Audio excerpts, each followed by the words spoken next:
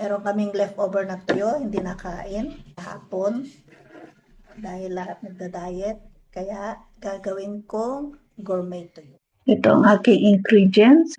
Isa't kalahating carrots, yung medium size, tsaka kalahating red bell pepper, tapos mga 6 na pirasong bawang, bay leaves, na balatan na tuyo. So, yan lang yung aking available dito sa kusina, kaya yan ang aking ingredients. Lagyan ko ng bell pepper, pampabango.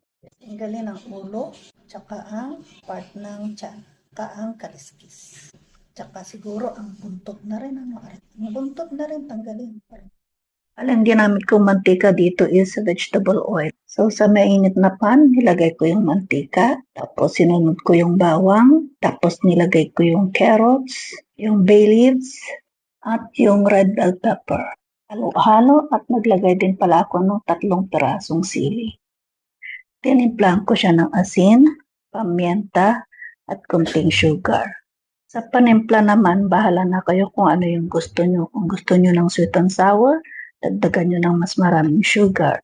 Kung gusto nyo naman ng hot at spicy, maglagay kayo ng chili paste or chili powder. Nilagay akong 3 pirasong sili. Hindi ko na siya hinati-hati kasi hindi rin naman ako mahilig sa maanghang. Pang-display lang yun. Pag nailagay nyo na lahat ng ingredients, kunting halo-halo na lang, saka nyo ilagay yung tuyo. Dahil nga sa pang-ulam na agad yan, kaya sinama ko na rin yung tuyo sa pagluluto. Pagkatapos kong nilagay yung tuyo, isang kulo lang, pinatay ko na kaagad. Bali, ito na yung ating finished product, ang aking gourmet tuyo. In fairness, masarap din siya kahit pacham. Ito din, nagluto din ako ng ampalaya con carne. Ang ginamit ko naman dyan is giniling na beef. At dahil nga sa mayroon pa akong natirang carrot at bell pepper, kaya inilagay ko na rin dyan. So yung aking ampalaya con carne, meron siyang carrots at bell pepper.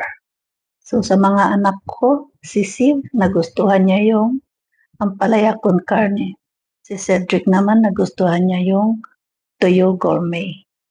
Nagustuhan naman nila yung aking lutong pachang. Marami naman silang nakain. Pag umabot ka sa part na to, maraming salamat sa iyong panonood. Paki-comment na rin sa baba kung taga saan ka para malaman ko kung saan umabot itong video na ito. At para sa susunod na video, mabanggit ko din naman at mapasalamatan ko kayong lahat. Maraming salamat sa panonood and God bless us all. Thank you. Thank you very much. Bye!